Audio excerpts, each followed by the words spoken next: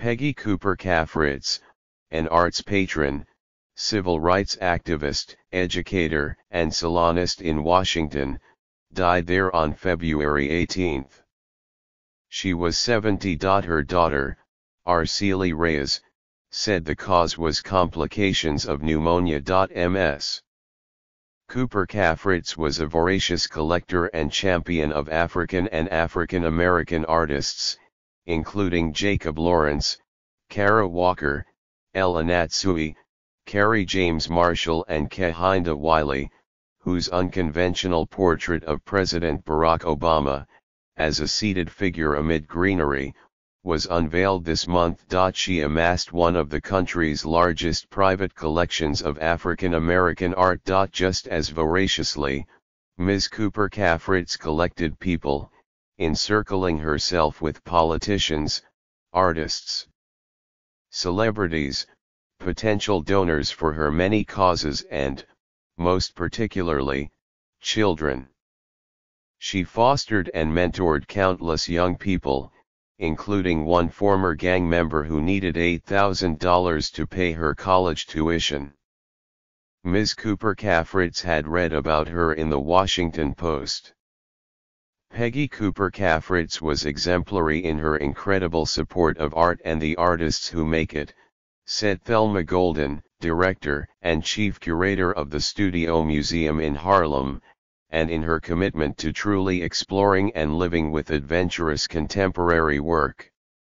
She was born Pearl Alice Cooper in Mobile, Ala, on April 7, 1947, to Algernon Johnson Cooper Sr. and the former Gladys Mouton. At the time, the Coopers were the most prosperous black family in the city. Her grandmother had opened the first black school there, and her father owned a string of funeral and insurance companies all over the state. But their stature could not insulate them from the realities of the Jim Crow South. When her father tried to integrate the city's Roman Catholic schools by sending his eldest son to a Jesuit school in Mobile, the bishop expelled the young man, and the rest of the Cooper children were barred from attending high schools in the diocese. Ms. Cooper and 3 of her 5 siblings were sent to boarding schools. Ms. Cooper Cafritz was a junior at George Washington University when she and the choreographer Mike Malone founded a summer program that is now the Duke Ellington School of the Arts, an incubator for generations of minority artists, among them the comedian Dave Chappelle. She was a founder of the Black Student Union at George Washington and pushed successfully for the Greek organizations there to prohibit racial discrimination. She was in her first year of law school at George Washington when her father committed suicide, bedeviled, she said, by money troubles. Using her law books as collateral, she took out a loan so that her youngest brother could stay in boarding school. Coming from the segregated South, said Rashida Bumbre, a New York-based curator and choreographer who was formerly artistic director at Duke Ellington, Peggy understood the real political significance of training young black artists, and that political significance also extended to when those artists are beginning their careers. Her idea of what it meant to be a collector also meant investing in the artist as a human being, Ms. Bumbre said.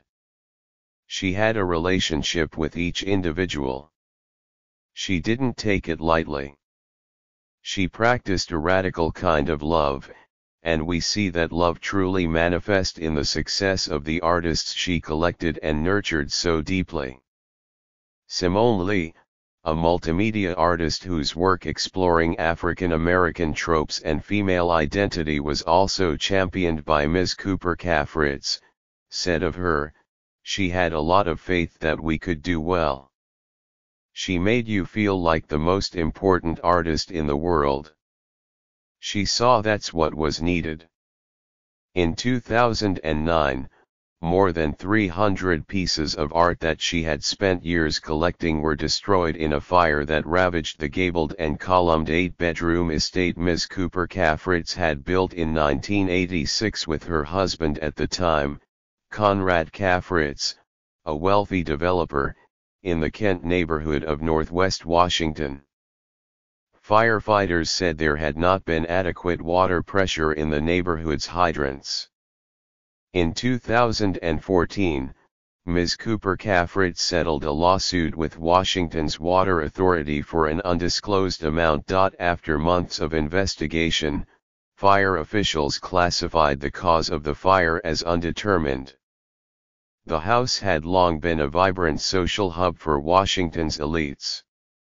There were political fundraisers, including one for the Rev. Jesse L. Jackson's presidential campaign in 1988. When John F. Kennedy Jr. was looking for a place for a party in the Capitol to introduce his new magazine, George, Ms. Cooper Cafritz opened her doors to him. Resilient and gruffly beguiling, Ms. Cooper seemed to juggle fame and catastrophe, much of it health-related. She once had emergency gallbladder surgery in Croatia during a doctor's strike, which put her in a coma. More recently there were 2 failed back surgeries and bouts of pneumonia, the last one putting her in MedStar Georgetown University Hospital, where she died. Ms. Cooper Cafritz had been a Fellow of the Woodrow Wilson International Center for Scholars and President of the District of Columbia Board of Education. Her marriage to Mr. Cafritz ended in divorce in 1998. Besides her daughter, Ms. Reyes, she is survived by 2 sons, Zach and Cooper Cafritz. After the fire, Ms. Cooper Cafritz moved into and renovated a glass, concrete, and steel duplex condominium on DuPont Circle and began rebuilding her art collection.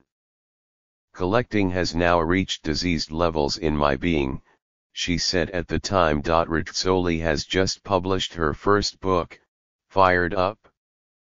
Ready to go. Finding Beauty, Demanding Equity, African American Life in Art. The book includes essays by Mr. Marshall, Ms. Golden, and others. She had 2 great goals for this year, Zach Cafritz, her elder son, said. One was to see the new campus of the Duke Ellington School of the Arts open, and the other was to see her book completed. I know it means the world to her that she made it to the finish line.